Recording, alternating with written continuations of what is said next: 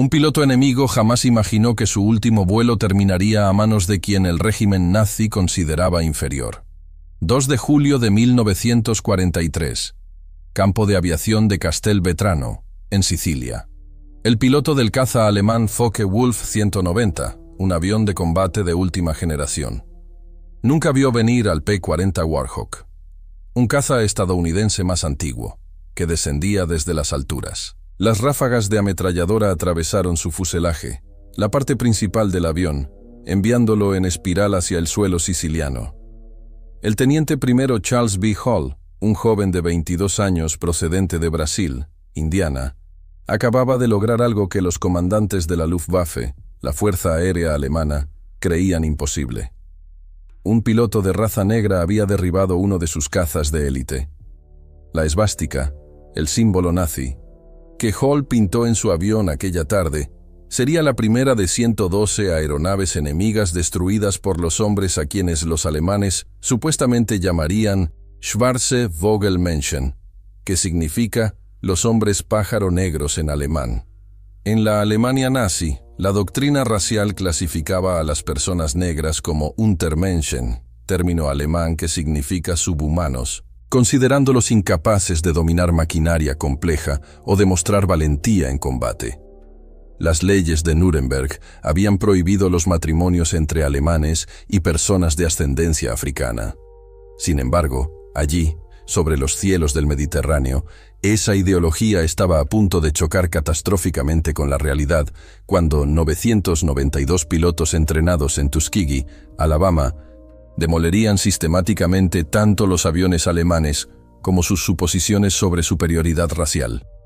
Lo que los pilotos de la Luftwaffe no sabían mientras ascendían para interceptar bombarderos estadounidenses en 1943 era que estaban a punto de enfrentarse a algunos de los pilotos de caza más rigurosamente entrenados y altamente motivados de todas las fuerzas aéreas del ejército de Estados Unidos. Hombres que habían superado obstáculos que sus compañeros blancos nunca enfrentaron, que se habían entrenado más duro y durante más tiempo que los pilotos estándar, y que llevaban al combate no solo el peso del deber nacional, sino la carga de demostrar la capacidad de toda una raza.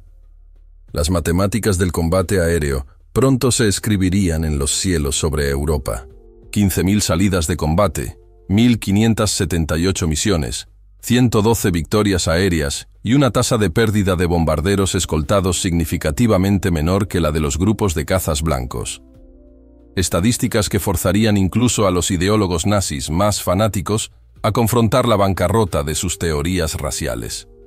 El viaje hacia esa primera victoria aérea comenzó no en combate, sino en el entorno hostil de la segregación estadounidense.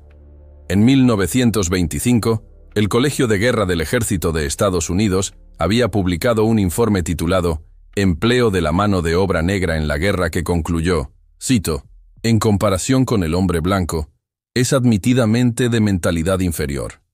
Es inherentemente débil de carácter».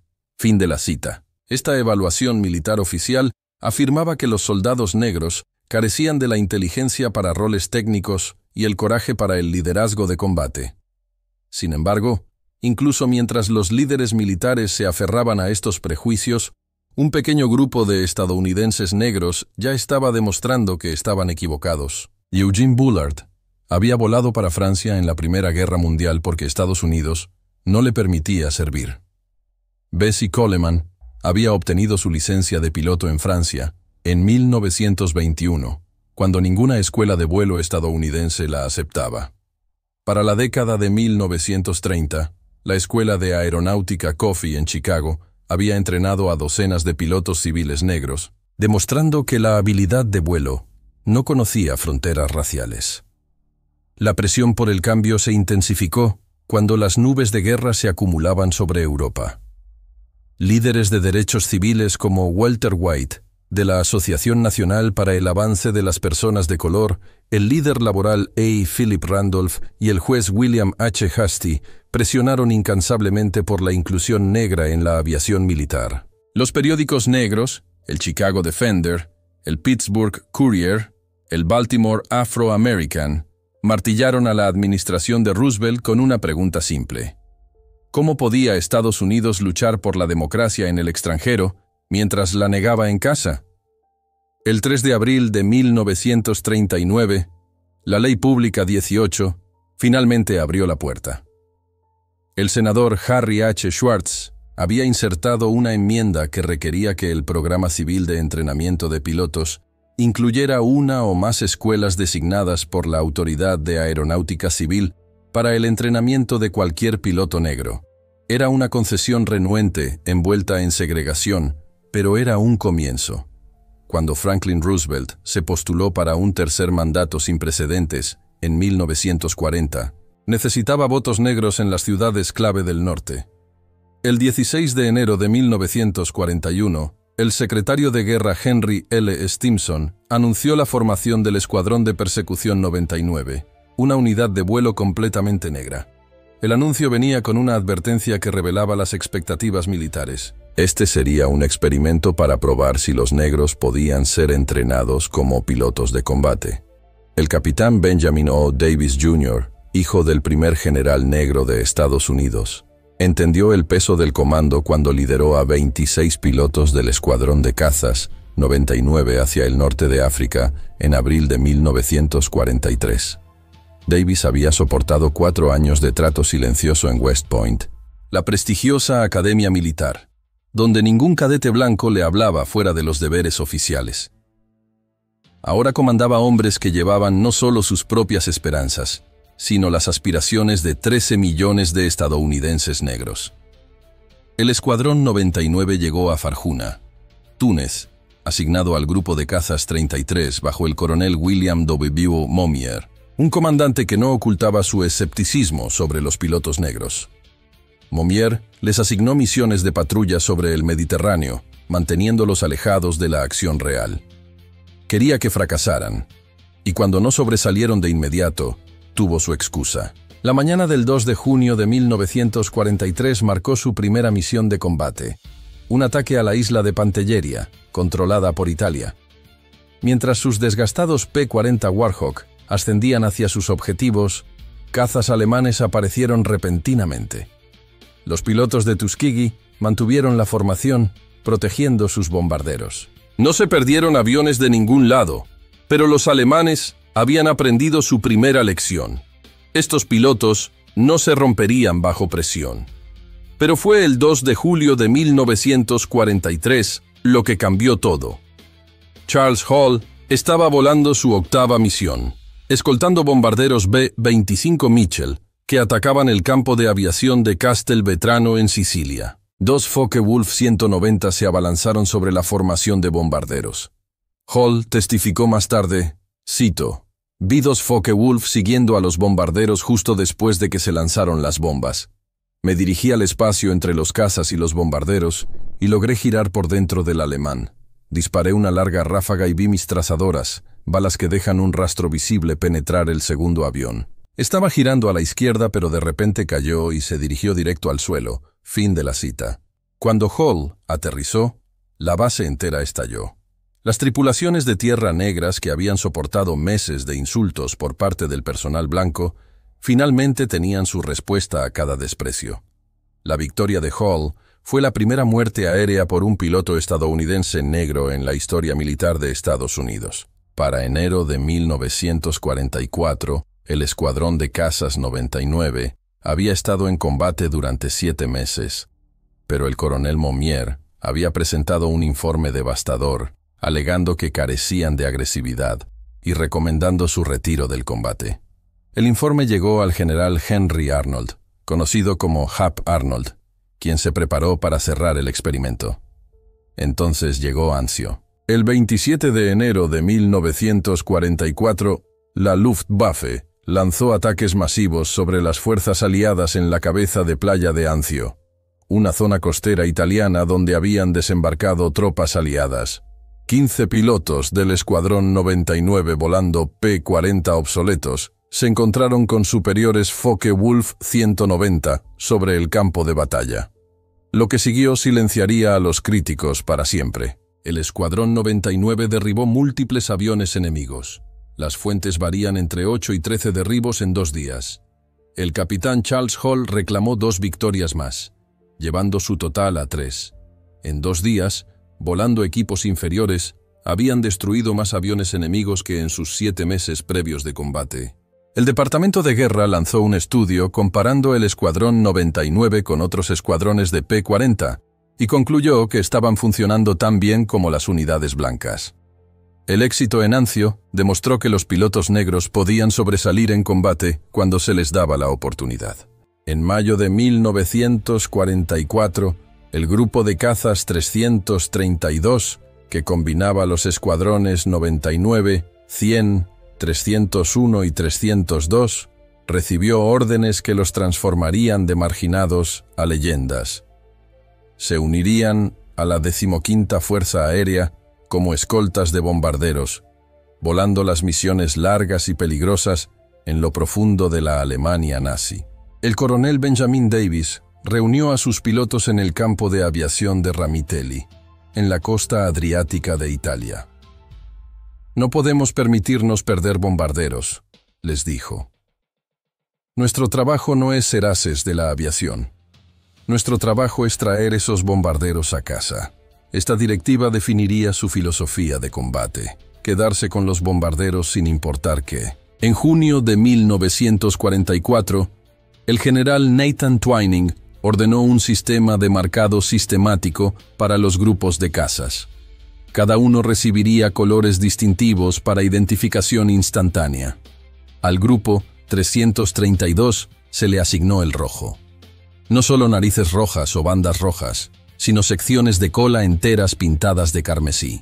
Los P-51 Mustang, cazas estadounidenses de largo alcance, con sus colas rojas, hélices rojas y bandas de nariz rojas, se volvieron instantáneamente reconocibles. Las primeras tripulaciones de bombarderos que recibieron escoltas de colas rojas no sabían que sus protectores eran negros. Solo sabían que estos cazas se mantenían cerca, nunca abandonándolos por derribos fáciles. La palabra se extendió por los grupos de bombarderos. Solicita las colas rojas si puedes conseguirlas. El 18 de julio de 1944, probaría a las colas rojas como nunca antes. El coronel Davis lideró 66 Mustangs para reunirse con bombarderos que apuntaban a la base de la Luftwaffe en Memmingen, Alemania. Los bombarderos llegaron tarde. Davis tomó una decisión crucial: orbitar en territorio enemigo en lugar de regresar a la base. Cuando los bombarderos finalmente aparecieron, también lo hizo la Luftwaffe, aproximadamente 100 cazas alemanes, atacando desde múltiples direcciones. Los alemanes habían aprendido que los números abrumadores podrían romper la pantalla protectora de las colas rojas. A pesar de la feroz defensa del grupo 332, que reclamó entre 11 y 12 victorias, 15 B-17 bombarderos pesados estadounidenses, conocidos como fortalezas volantes, cayeron ante los cazas enemigos en 20 minutos de combate salvaje. El grupo 332 perdió 3 pilotos, los tenientes Robert Houghton, Wellington Irving y Alfred Brown. Los críticos afirmaron que las altas pérdidas de bombarderos demostraban que los pilotos negros no podían manejar batallas importantes. Pero el análisis operacional reveló la verdad. El grupo 332 había llegado a una situación imposible con fuerzas alemanas masivas ya enfrentando a los bombarderos. Habían prevenido un desastre completo. Para marzo de 1945, los cazas convencionales de la Luftwaffe apenas podían desafiar la supremacía aérea aliada. Pero Alemania tenía una última carta: el Messerschmitt. Me-262, el primer caza a reacción operativo del mundo. Con una velocidad máxima de 868 km por hora, podía superar a cualquier avión de hélice. El 24 de marzo de 1945, el grupo de cazas 332 recibió su asignación más desafiante: escoltar bombarderos 2.574 kilómetros ida y vuelta a Berlín para atacar la fábrica de tanques Daimler-Benz. La inteligencia advirtió que los Me-262 del Jagdgeschwader 7, una unidad de cazas de élite alemana, defenderían el objetivo. El coronel Davis lideró 43 P-51 Mustangs al corazón del Reich. el nombre que los nazis daban a su imperio. Mientras se acercaban a Berlín, aparecieron los Me-262, la fuerza de cazas a reacción más grande jamás reunida para una sola intercepción. El teniente Roscoe Brown había estudiado las debilidades del avión a reacción. Sabíamos que los reactores alemanes eran más rápidos que nosotros. En lugar de ir directamente tras ellos, nos alejamos de ellos y luego giramos hacia sus puntos ciegos, explicó. Brown derribó un Me-262, reportando, cito, «Subí hacia él en una subida de 15 grados y disparé 3 largas ráfagas desde 610 metros a las 8 en punto de él». Casi inmediatamente, el piloto saltó en paracaídas desde unos 7.470 metros. Fin de la cita. El teniente Earl Lane realizó lo que muchos consideraron imposible, derribar un Me-262 con un disparo de deflexión de 1.829 metros, usando la nueva mira de cañón computarizada K-14.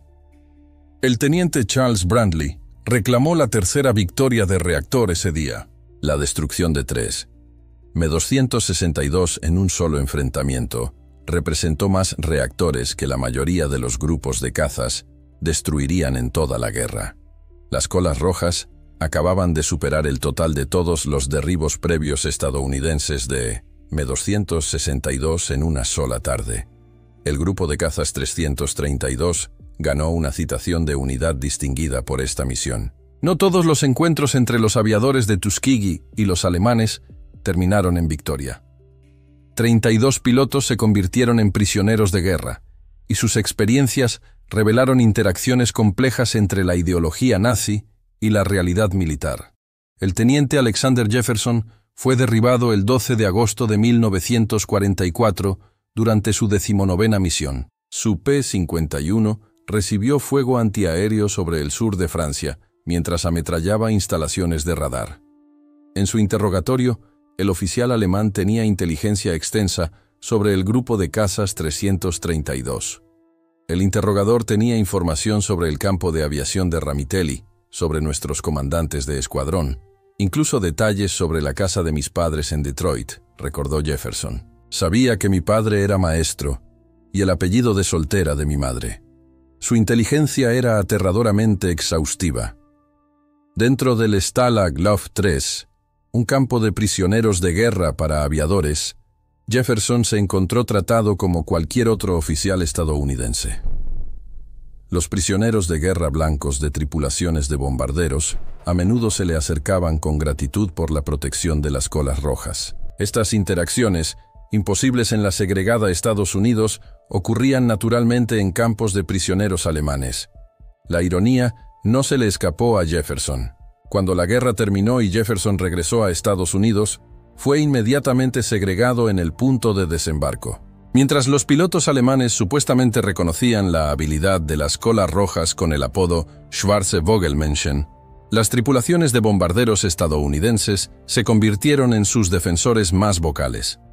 Estos hombres que enfrentaban la muerte en cada misión no se preocupaban por nada sobre la raza, solo la supervivencia. Las tripulaciones de bombarderos desarrollaron su propia mitología sobre las colas rojas. Las historias se extendieron sobre su estilo de vuelo distintivo, la forma en que movían sus alas en saludo, sus formaciones apretadas, su negativa a abandonar bombarderos dañados. Ángeles de cola roja se convirtió en el nombre que las tripulaciones de bombarderos les dieron. Las estadísticas apoyaban las preferencias de las tripulaciones de bombarderos.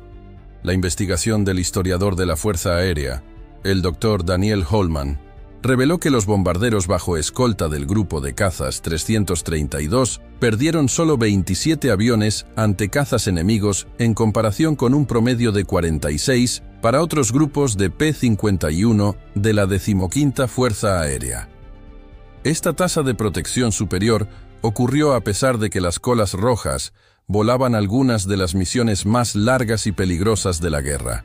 Para el final de la guerra, los aviadores de Tuskegee habían compilado un récord de combate que demolió cada suposición de preguerra sobre la capacidad militar negra.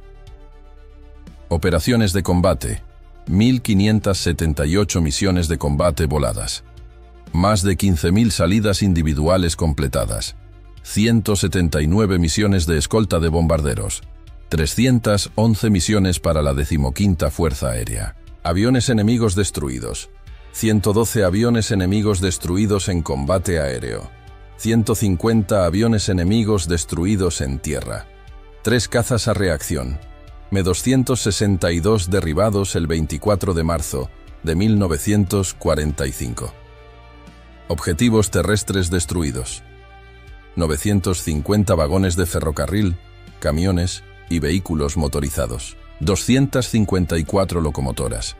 El TA-22, un antiguo destructor italiano, Giuseppe Missori, dañado irreparablemente el 25 de junio de 1944. Récord de protección: 27 bombarderos perdidos ante cazas enemigos versus 46 de promedio para otros grupos. Tasa de protección superior mantenida a través de 179 misiones de escolta. Logros individuales: Lee Archer, 4 victorias confirmadas. Joseph Ellsbury, 4 victorias, incluidas 3 Focke-Wulf, 190 el 12 de julio de 1944. Edward Toppins, 4 victorias. Clarence Lester, 3 derribos en una misión, 18 de julio de 1944, condecoraciones ganadas. 96 cruces de vuelo distinguido. Pilotos del grupo de cazas 332. 744 medallas aéreas. 14 estrellas de bronce. 8 corazones púrpura. 3 citaciones de unidad distinguida para el Escuadrón de Cazas 99. Una citación de unidad distinguida para el grupo de cazas 332. Costo humano: 66 pilotos muertos en acción. 32 pilotos capturados como prisioneros de guerra. 84 muertos en entrenamiento y misiones no de combate. La transformación de burla a respeto no se trataba solo de coraje. Reflejaba métodos de entrenamiento estadounidenses superiores y ventajas tecnológicas que las colas rojas manejaban con precisión. En Tuskegee, los pilotos volaban más horas que sus contrapartes blancas, 300 en comparación con 200 para pilotos blancos. Practicaban vuelo en formación obsesivamente sabiendo que en combate la disciplina sería su ventaja. La tasa de eliminación en Tuskegee era del 60% en comparación con el 40% para cadetes blancos. Solo los mejores sobrevivían al programa, creando lo que el coronel Noel Parrish, comandante de Tuskegee, llamó un grupo súper seleccionado. La progresión a través de tipos de aviones contó su propia historia. El Escuadrón 99 comenzó con P-40 Warhawk de segunda mano, ya obsoletos cuando llegaron al norte de África. Estos cazas de motor refrigerado por líquido Allison eran inferiores a los Bf-109 y Focke-Wulf 190 alemanes en casi todas las métricas de rendimiento. Sin embargo, los pilotos de Tuskegee usaron la capacidad de giro superior del P-40 y su construcción robusta para mantenerse firmes. La llegada de los P-51 Mustangs en julio de 1944 transformó a las colas rojas en iguales de cualquier unidad de cazas en la guerra. El P-51D Mustang de North American representaba la perfección industrial estadounidense. Su motor Merlin construido por Packard le daba una velocidad máxima de 703 km por hora. Sus 6 ametralladoras calibre 50 podían destruir cualquier avión. Lo más importante, su alcance, más de 2.574 kilómetros con tanques de caída, le permitía escoltar bombarderos a cualquier lugar del Reich. Detrás de cada piloto que derribó un avión alemán, había docenas de personal de apoyo, mecánicos, armeros, jefes de tripulación que mantenían a las colas rojas volando. De los aproximadamente 16.000 aviadores de Tuskegee que sirvieron, menos de 1.000 eran pilotos. El resto eran los héroes no reconocidos que hicieron posible la victoria. Las tripulaciones de tierra trabajaban milagros con recursos limitados. El campo de aviación de Ramitelli en Italia era primitivo en comparación con otras bases estadounidenses. Las piezas de repuesto eran escasas, con el grupo 332 a menudo último en la fila para suministros. Sin embargo, su tasa de disponibilidad de aviones el porcentaje de aviones listos para combate igualaba o excedía la de las unidades blancas. Estas tripulaciones de tierra también enfrentaron combate. Los ataques alemanes en Ramitelli eran raros, pero mortales. El 24 de marzo de 1944, un ataque de bombardeo alemán mató a varios miembros del personal de apoyo. Los hombres continuaron trabajando a través del ataque, alejando aviones de depósitos de combustible en llamas. La campaña de bombardeo estratégico sobre Europa proporcionó el campo de pruebas definitivo para los aviadores de Tuskegee. Cada B-17 Fortaleza volante costaba $238.000 y llevaba 10 miembros de tripulación altamente entrenados. La pérdida de un solo bombardero representaba un revés estratégico que se ondulaba a través de todo el esfuerzo de guerra. Por esto es que la protección de bombarderos importaba más que las victorias aéreas. El coronel Davis entendió esto cuando ordenó a sus pilotos resistir la tentación de perseguir cazas alemanes. «Cualquiera puede derribar un caza si abandona su puesto», dijo. «Se necesita disciplina para quedarse con los bombarderos cuando el enemigo está corriendo». Las tácticas de escolta de las colas rojas evolucionaron a través de la experiencia. Desarrollaron una defensa de 3 capas. Escolta cercana tejiendo directamente sobre los bombarderos. Escolta media posicionada para interceptar cazas entrantes y escolta alta, vigilando ataques en picado. Este sistema requería coordinación precisa y disciplina absoluta. Los aviadores de Tuskegee lucharon 2 guerras simultáneamente, contra el fascismo en el extranjero y el racismo en casa. Su récord de combate desafió tanto la ideología racial nazi como la segregación estadounidense, demostrando que la excelencia en combate aéreo trascendía la categorización racial. Mientras los aviadores de Tuskegee luchaban contra alemanes en el extranjero, batallaban contra el prejuicio en casa. Sus victorias sobre la Luftwaffe aparecían en titulares en periódicos negros, pero a menudo eran minimizadas o ignoradas por la prensa convencional. La campaña de doble UNT del Pittsburgh Courier, victoria contra el fascismo en el extranjero y el racismo en casa, usó a los aviadores de Tuskegee como ejemplos principales. El contraste con la conciencia alemana era marcado. Para 1945, la Luftwaffe supuestamente sabía exactamente quién volaba los Mustangs de cola roja, llamándolos Schwarze Vogelmenschen. Mientras tanto, muchos estadounidenses blancos no sabían que existían pilotos negros. Esta ignorancia era deliberada. El Departamento de Guerra rara vez publicitaba los éxitos de los aviadores de Tuskegee. La victoria en Europa trajo no celebración, sino incertidumbre para los aviadores de Tuskegee. Mientras las unidades blancas se preparaban para desfiles de victoria, el Grupo 332 enfrentaba preguntas sobre su futuro. Las fuerzas aéreas del ejército planeaban mantener la segregación a pesar de la evidencia de combate de su absurdo. Durante décadas después de la Segunda Guerra Mundial, los logros de los aviadores de Tuskegee permanecieron en gran medida desconocidos para la América convencional. Los pilotos individuales lucharon con este borrado. Lee Archer, con sus 4 victorias, trabajó como ejecutivo pero rara vez habló sobre su récord de guerra. «Nadie me creía de todos modos», dijo. «Un piloto de caza negro debe estar mintiendo». En 1948, el presidente Harry Truman firmó la Orden Ejecutiva 9981, integrando el ejército estadounidense, una decisión influenciada por el desempeño de combate de los aviadores de Tuskegee.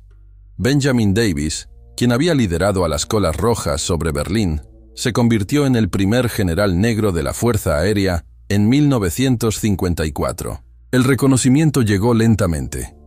En 2007, el presidente George W. Bush otorgó la Medalla de Oro del Congreso a los aviadores de Tuskegee. Solo 300 de los pilotos originales sobrevivieron para asistir. Muchos habían esperado más de 60 años para el reconocimiento nacional. La transformación de burla a respeto no era mitología sino hecho documentado. Los números permanecen irrefutables. 112 victorias aéreas contra la Luftwaffe, 3 cazas a reacción, 262 destruidos en una misión, 150 aviones enemigos destruidos en tierra, 27 bombarderos perdidos versus 46 de promedio para otros grupos. 96 cruces de vuelo distinguido ganadas por pilotos del grupo de cazas 332. El apodo supuestamente dado, Schwarze Vogelmenschen, demostró que el prejuicio se desmorona cuando se confronta con capacidad innegable. Cada caza alemán destruido, cada bombardero protegido, cada misión completada, agregaba evidencia a un caso irrefutable. El color de la piel de un piloto no tenía nada que ver con su capacidad para volar y luchar. Roscoe Brown, quien derribó un reactor alemán sobre Berlín, resumió su logro. No solo luchamos contra los alemanes, luchamos contra la ignorancia, el prejuicio y el odio. Y ganamos las 3 batallas. Los aviadores de Tuskegee no solo habían ganado batallas, habían cambiado la historia. Lucharon 3 guerras simultáneamente y las ganaron todas, derrotando a la Luftwaffe en combate, desafiando la ideología racial nazi a través del desempeño y eventualmente ayudando a demoler la segregación estadounidense a través de la excelencia innegable. Cuando se les dio la oportunidad, los aviadores de Tuskegee se elevaron, transformando la burla en respeto, el prejuicio en aceptación. Y lo más sorprendente, aquellos pilotos alemanes que sobrevivieron a la guerra y se encontraron cara a cara con las colas rojas en el cielo, reconocieron algo que sus líderes nunca quisieron admitir, que el valor y la habilidad no tienen color, solo tienen alas.